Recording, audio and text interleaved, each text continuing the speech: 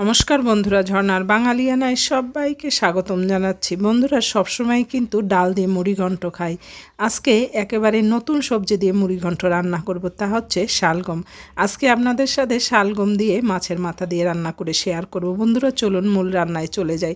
এখানে আমি 3টে শালগম নিয়েছি, আর বড় সাইজই বলতে পারেন, অনেকটা বড়, প্রায় 1.25 কেজি হবে ওয়েট। আর নিয়েছি আলু, আমি এগুলো কেটে দিয়ে পরিষ্কার করে নেব। আর এখানে আমি কাতল মাছের মাথা নিয়েছি। বন্ধুরা, এই মাথার মধ্যে হলুদের গুঁড়া, মরিচের গুঁড়া আর লবণ দিয়ে ভালো করে মাখাবো।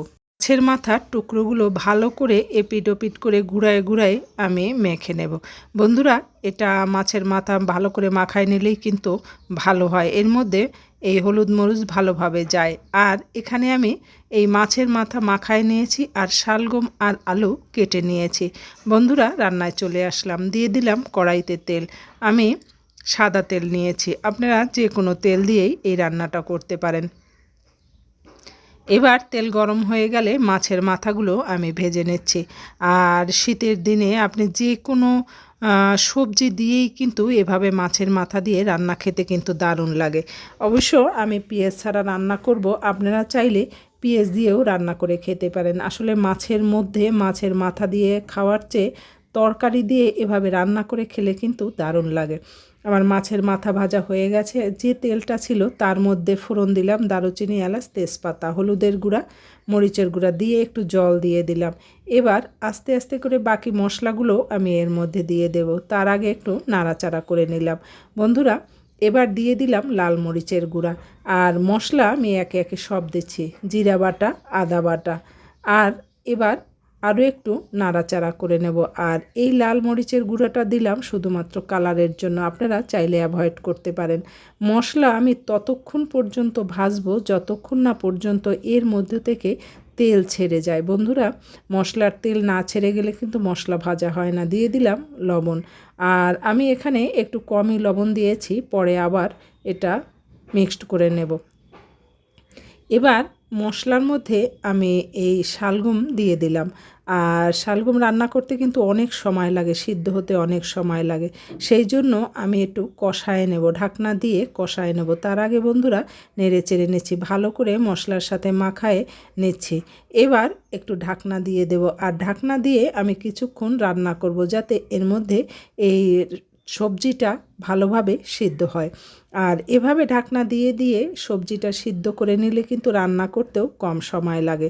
বন্ধুরা, আবার নাড়াচাড়া দিয়ে দিচ্ছি। আর এই শালগম যদি আমি না ভেজে নেই তাহলে কিন্তু অনেক সময় লাগবে সিদ্ধ হতে। বন্ধুরা, এবার দিয়ে দিলাম পরিমাণ মতো জল। আর অবশ্যই গরম জল দিয়েছি। আর আপনারাও চেষ্টা করবেন যে কোনো রান্নায় গরম জল দেওয়ার জন্য। আর এবার মাছের মাথাগুলোও দিয়ে দিচ্ছি। আর দেখেন, আমি কিন্তু মাথা খুব ভালো করে নিয়েছি। আপনাদের বলি, যে কোনো মাছের মাথা ভালো করে না ভেজে দিলে কিন্তু সেই মাছের মাথা থেকে গন্ধ আসে। আর আমি সব সময় মাছের মাথা টুকরো টুকরো করে কেটে নিই। এতে কি হয়, খাবার সময় এক টুকরো মাছের মাথা কারো থালে পড়ে যায়। আর আস্ত মাছের মাথা দিয়ে যে কোনো সবজি রান্না করলে কিন্তু সেটা একেবারে গুঁড়া গুঁড়া হয়ে যায়। আর খেতেও কিন্তু সেরকম লাগে না, মাছের মাথা খুঁজেই পাওয়া যায় না। আর এভাবে টুকরো করে নিলে কিন্তু আপনি মাছের মাথাগুলো ভেঙেও যাবে না, আস্ত আস্ত থাকবে।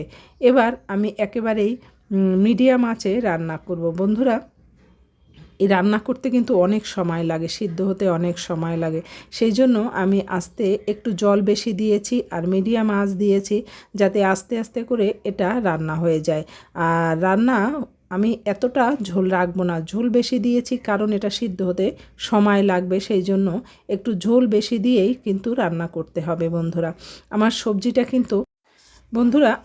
সবজিটা কিন্তু অর্ধেকটা হয়ে গেছে। এবার এর মধ্যে ফোড়ন দেব, কারণ এই সবজির মধ্যে যাতে মশলা বাকি যা দেব সেগুলো ভালোভাবে মিশে যায়। দিয়ে দিলাম জিরা ফোড়ন।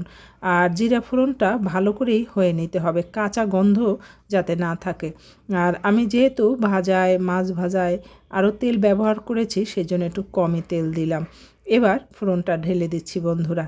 আর দেখেন, আমার সবজিটা কিন্তু দেখতেও ভালো লাগছে, আর এটা খেতেও কিন্তু দারুণ হয়েছে। এবার দিয়ে দিলাম শুকনা টালার জিরার গুঁড়া। বন্ধুরা, তোলার আগে আগে এভাবে শুকনা টালার জিরা গুঁড়া দিয়ে তুলে নেবেন, দেখবেন দারুণ হয়েছে খেতে। আমি সবজিটা তুলে নিচ্ছি বন্ধুরা। যে যেখানে বসে এত সময় ধরে দেখলেন সবাইকে বলবো ভালো লাগলে লাইক শেয়ার সাবস্ক্রাইব করতে ভুলবেন না। ধন্যবাদ সবাইকে।